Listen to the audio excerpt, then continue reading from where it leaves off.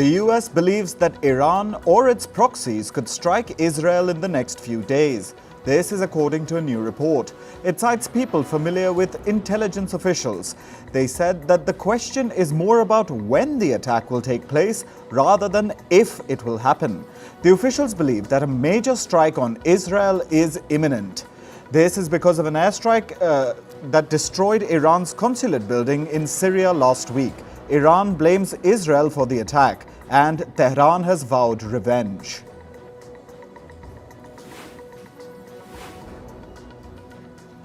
The German airline Lufthansa has said that it had suspended its flights to and from Iran's capital Tehran. Flights were terminated from April 6th. They will continue to remain suspended until at least today. This is because of the threat of the potential Iranian attack on Israel.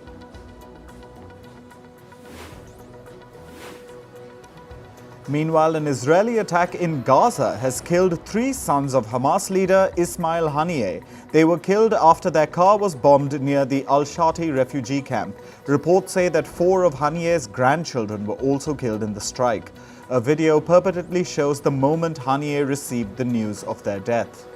His sons are now among the highest profile figures to have been killed in the war so far. After a brief lull, the Yemen-based Houthis have claimed responsibility for another attack. They say that they targeted 4 vessels in the Gulf of Aden. They added that the ships included an American vessel. The Houthis have been targeting ships in the Red Sea ever since the Israel-Hamas war broke out. The US and Britain have carried out strikes against the Houthis in response to the attacks. Russian airstrikes hit the Ukrainian city of Kharkiv yesterday. They hit a clinic and a pharmacy, killing at least 3 people. 2 others were injured. Meanwhile, rescuers continue to search through the rubble for victims. North Korea's Kim Jong Un is once again stepping up war preparations. During a visit to the country's main military university, Kim said that now is the time to be more prepared for war. He said it's because of the unstable geopolitical situation surrounding North Korea.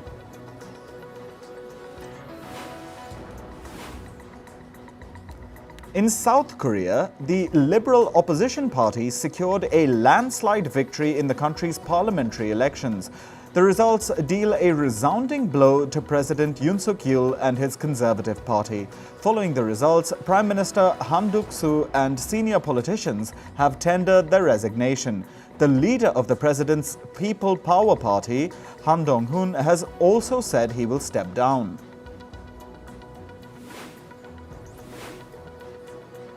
US President Joe Biden held talks with Japan's Fumio Kishida during their ongoing summit. The leaders unveiled plans for military cooperation, including a new missile defense system. Biden and Kishida further spoke about strengthening their alliance to counter threats from China and Russia. Chinese President Xi Jinping has said that no one can stop the reunification of China and Taiwan. He added that outside interference cannot affect the quote-unquote family reunion. Xi said this yesterday during a meeting with Taiwan's former president Ma Ying-jeou. His comments come amid simmering tensions between the 2 regions. China claims Taiwan as its own territory, however, Taipei denies Beijing's claims.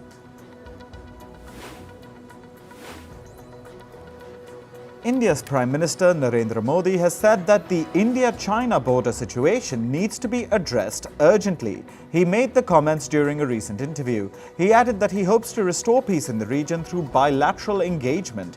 He stressed that stable India-China relations are important for the entire world.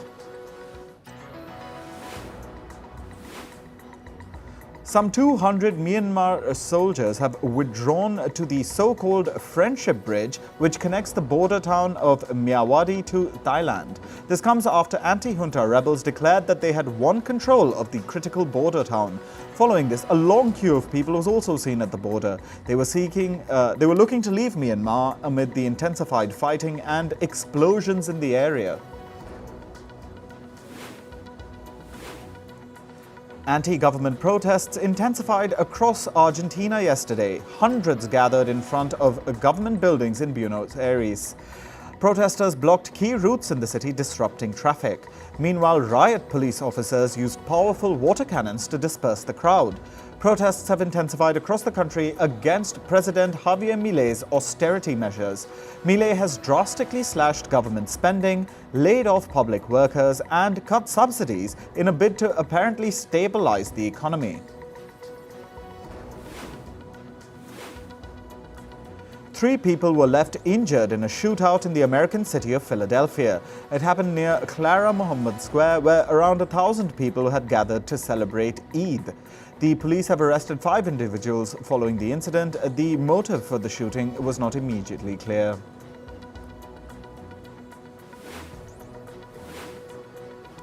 In climate news, the United Nations climate chief has issued an alert that world leaders have only 2 years to take action to avert climate change. He said that the world needs stronger plans to lower global greenhouse gas emissions. Scientists have warned that the world needs to halve its greenhouse gas emissions by 2030. This is to stop extreme global warming that could be catastrophic for the planet.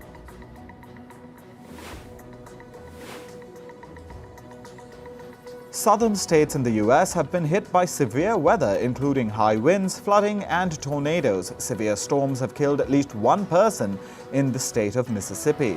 The high rainfall led to flooding in low-lying areas of New Orleans. Meanwhile, a tornado hit the city of Slidell in Louisiana. The tornado ripped roofs of buildings and partially damaged other residences in the city. More than 30,000 homes and businesses have been left without power in parts of Louisiana. Canada is at risk of another catastrophic wildfire season. This is according to the government. Canada expects higher than normal spring and summer temperatures, boosted by the El Niño weather phenomenon. Last year, Canada endured its worst ever wildfire season. More than 6,000 fires had burnt down around 15 million hectares of land in the country.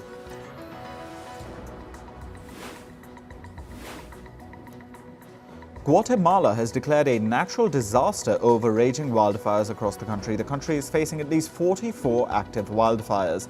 The disaster declaration is expected to free up more funds for firefighting efforts.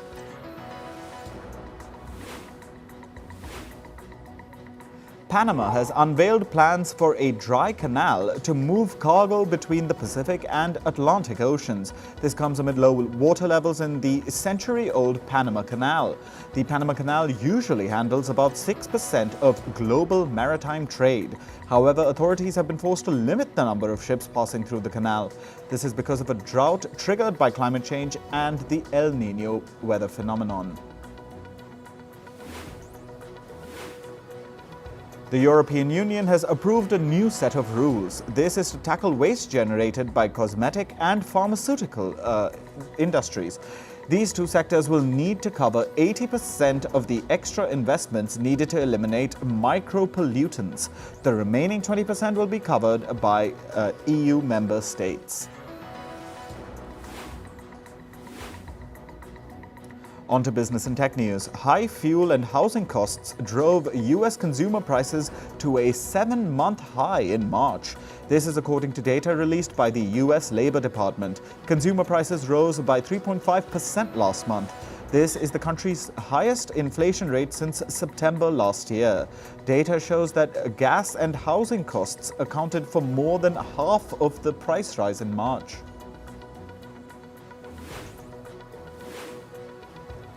Jack Ma, the founder of the Chinese e-commerce giant Alibaba, has hinted at a possible comeback. Yesterday, Jack Ma sent out a letter to Alibaba employees. He praised the company's ongoing reorganization efforts. Jack Ma nearly disappeared from public life. This was after China's regulatory clampdown on his firm in 2020. Since then, Alibaba has undergone a major overhaul and sweeping management changes.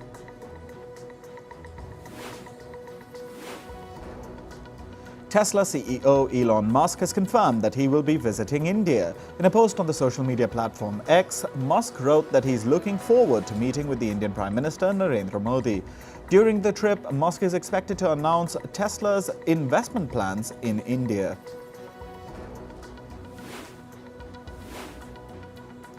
The US is launching a new round of probes into the Boeing 737 door blowout incident. The US National Transportation Safety Board has said that it will conduct new rounds of interviews with Boeing employees. In January, a door panel of a Boeing 737 MAX 9 jet blew out mid-air. It was later reported that some bolts of the door panel were missing.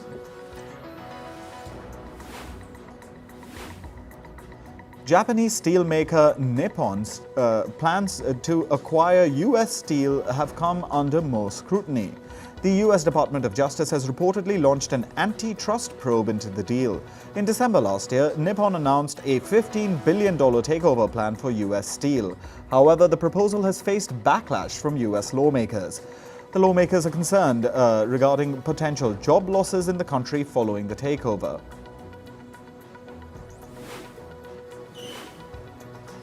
Taiwanese chipmaker TSMC has reported an over 16% revenue surge in the first quarter. The firm earned over $18.5 billion in the first 3 months of 2024.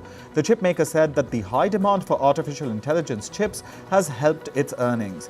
TSMC is the world's largest contract manufacturer of semiconductor chips. The firm makes chips for tech giants like Apple and Nvidia.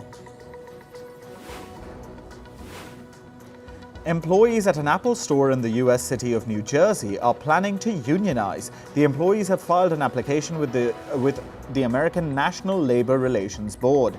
The Apple Store employees want to join a New Jersey-based union called the Communications Workers of America. This is the 5th U.S. Apple Store where workers have filed a petition to unionize. Google has announced a $1 billion project to boost connectivity between the US and Japan. The tech giant plans to lay down 2 new sea cables between the two countries. These cables will also connect the US and Japan with multiple Pacific Island countries and territories. This includes Guam, the Commonwealth of the Northern Mariana Islands, and Hawaii. Meta has unveiled details about its new artificial intelligence chips. The firm has claimed that its next-generation chips can train AI models much faster than its peers.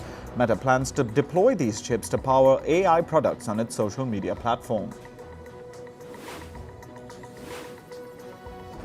India has become the world's 4th largest exporter of digital services. This is according to a new report by the World Trade Organization. Digital services include online professional services in sectors like finance, education, and gaming, among others. Indian firms exported over $250 billion worth of digital services in 2023. The country has surpassed Germany and China in digital service exports. Moving to sports, we start with cricket and the Indian Premier League. Gujarat Titans beat Rajasthan Royals by 3 wickets in Jaipur yesterday. Rajasthan scored 196 for 3 in their innings. Parag Agarwal and Sanju Samson shared an impressive 130-run partnership for them. Skipper Shubman Gill scored 72 in 44 balls during Gujarat's run chase. In football, Barcelona beat Paris Saint-Germain 3-2 in the first leg of their Champions League quarter-final yesterday. Rafinha fired the opener to give Barca the lead. PSG struck twice in the second half through Ousmane Dembele and Vitinha. Rafinha equalized with his second goal before Andreas Christensen headed the winner for Barca. A Spanish court dismissed appeals against the release of former Brazil star Dani Alves. He was sentenced to 4.5 years in prison for raping a woman in 2022. Alves, who is now on a provisional release, walked out of jail just last month. His legal team is appealing the rape conviction. In tennis, it was a setback for Rohan Bopanna of India and his Australian partner Matthew Ebden. The world number 1 duo have crashed out of the Monte Carlo Masters. Bopanna and Ebden lost to Mate Pavic of Croatia and Marcelo Arevalo of El Salvador 3-6, 6-7.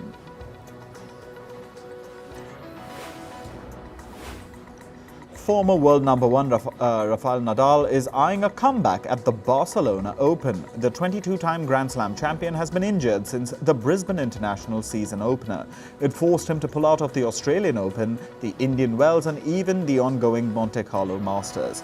Nadal took to social media yesterday to express his desire to play at the Barcelona Open.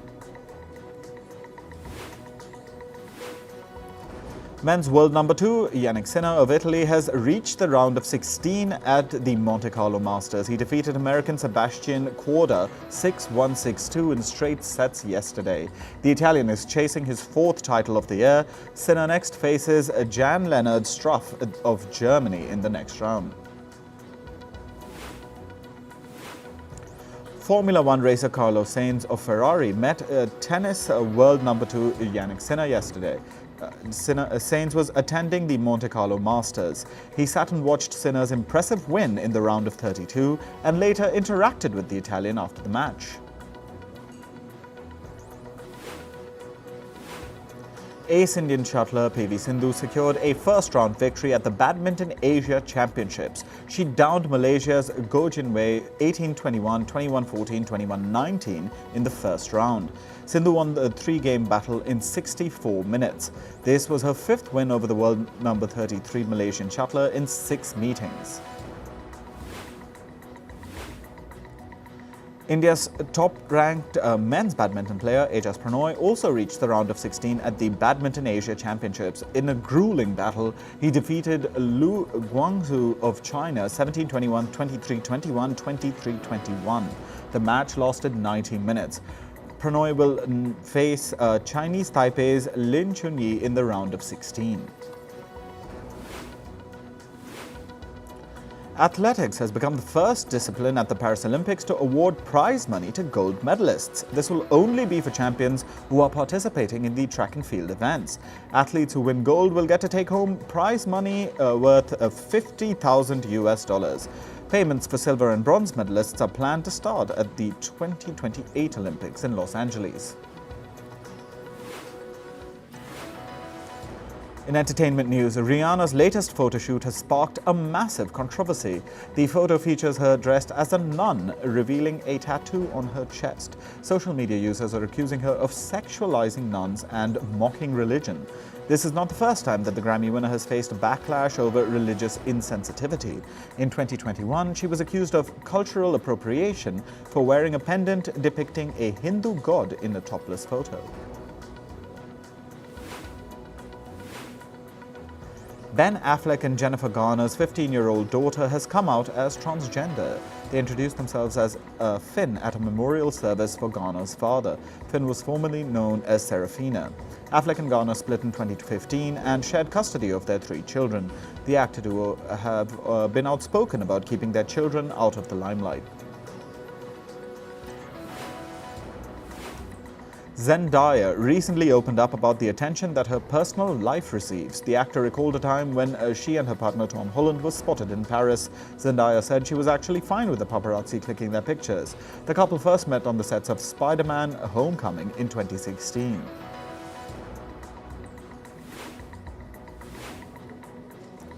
Conan O'Brien made a comeback on The Tonight Show after 14 years. He made an appearance to promote his upcoming series, Conan O'Brien Must Go. He had been fired from The Tonight Show in 2010. Despite his departure, the comedian maintained a thriving career by hosting his own Conan show for 11 seasons. Sydney Sweeney recently confessed that Leonardo DiCaprio is her first movie star crush. However, social media users were quick to point out the age difference between the 2 stars.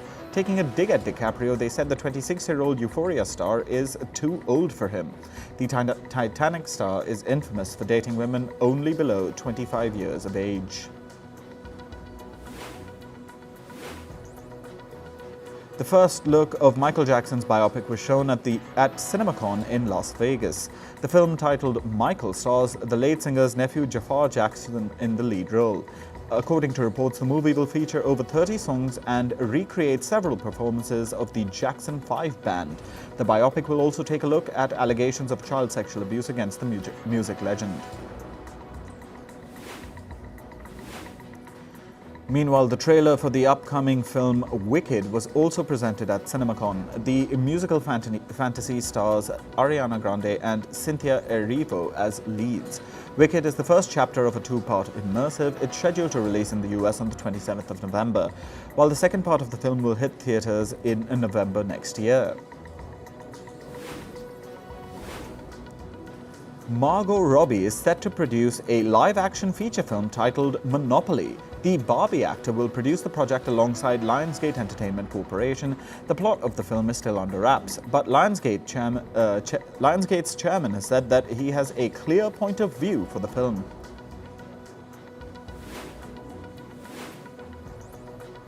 The Chinese pianist Lang Lang was honored with a star on the Hollywood Walk of Fame yesterday.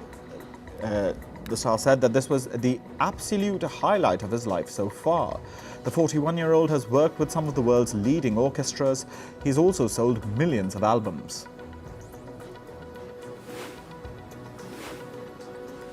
The first ever Asia Star Entertainer Awards took place in Japan. K-pop star Jungkook, who's a member of the boy band BTS, won the Song of the Year award. Meanwhile, K-pop boy band Stray Kids won the Best Group award. Stray Kids also emerged victorious in the Album of the Year category.